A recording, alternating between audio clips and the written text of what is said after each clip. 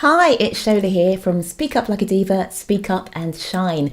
And today I want to talk about a few reasons why you might want to get some help with your research when you're looking for public speaking opportunities.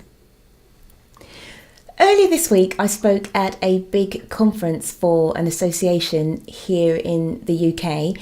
And off the back of that, I had some consultation calls with some of the attendees of that conference. And one lady in particular that I was speaking with was talking about how she would like to start speaking in a new industry in her local area, but she was unsure how to get started. And it brought us onto the topic of how to find those contacts in the first place to reach out to. And she was sort of partly dreading this idea of having to sit down and do a lot of research. She herself is a successful health coach, and like most of us in business, we want to do the thing that lights us up. We want to do the thing that we feel that we were born to do, which is to help clients or, create new products that help people. And so sometimes these marketing tasks like researching companies or researching opportunities feel like a real drain and a real struggle for us to get into. And then we end up procrastinating because we would rather be doing those fun, exciting things that we love to do versus the kind of, I don't want to call them drudgy type tasks, but just tasks that we're not so interested in.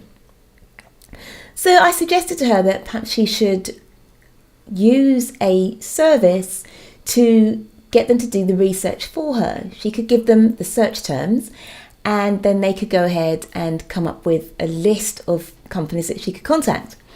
And three of the reasons why you may want to do that in your own business are that, first of all, it, as I mentioned, frees you up to do the things that you do best. And I know that when I've got something to do that I really don't enjoy, I tend to procrastinate horribly. I will do every little thing that needs doing before I get on with that item. So I'll end up doing the laundry, maybe even empty the trash, just sort of poking around, tidy up, whatever it might be. I'll do all those things, and then only when there's nothing left to do will I sit down and get on with that task that kind of puts that dread into me. And so sometimes it just makes sense to get rid of those tasks off your plate if you possibly can. And so these days we have services like Elance, like Fiverr, where there are lots of quite good researchers who we can hand those tasks off to. And then within 2 or 3 days, they'll come back with a nice long list. And then we can set about the next stage of the process, which is actually contacting those particular events or organisations. So the first reason is it frees you up. The second one is that these researchers who do this professionally often have access to a lot more intel, a lot more data than some of us do. So for example, they may have the paid versions of LinkedIn where you can do a lot more deep company research than if you're on the free version.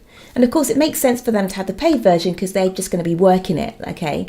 They're going to be using it, pounding it, using that data. So it really makes sense for them to have the paid version. Whereas for us, if we're going through this research process once in a while, does it make sense for us to be spending, $50, £50, whatever it is, £100 a month on LinkedIn? Maybe it doesn't. So they will have a lot more tools at their disposal. They may have tools that help them to scan a page online and quickly pick up the email addresses rather than having to scour things with the naked eye and then and take a lot longer about it. So that second reason is that they will have extra tools at their disposal. The third reason is that when we're doing our own research, we can often get pulled down a rabbit hole and we'll find an event and then we'll spend hours looking, oh, that looks interesting. And then there's another link and you click on that link and, oh, that looks interesting. Oh, look, so-and-so spoke here. Oh, look. And then before you realise it, a half a day is gone, or at least, a half an hour is gone. And that's the precious time that you've devoted to doing this research. And So if you're the sort of person that gets pulled off in different directions very easily, then it may well serve you to find people to help you with this research. And I'm someone who's just like that. But I do want to caution you here in that you don't want to hand things off to people immediately before you really have a good idea of your industry or your target area that you're focusing on to speak in. Because you want to have an idea of what kind of events there are. What are the events that best suit you to speak at? And if you're outsourcing this, they won't know. They'll just give you they'll fulfill your criteria, hopefully, that you set them for the task, but they won't have that nuance that you would have when you're looking, because you obviously know the kind of events that suit you. So I would suggest that when you start, you do a little bit of this for yourself, and then you can really tailor those search terms that you give them. And then that way you're less likely to get nonsense results back, and you'll get back results that really work for you. So that's it from me. 3 reasons why you might want to outsource your research when you're looking for opportunities to speak. First of all, frees up your time so you can do the activities that are in your zone of genius. The second reason is that these researchers may have more powerful tools and access to more data than you might have at your disposal. And then the third reason is it stops you going down that rabbit hole where you get distracted and you tend to waste hours and hours of your time.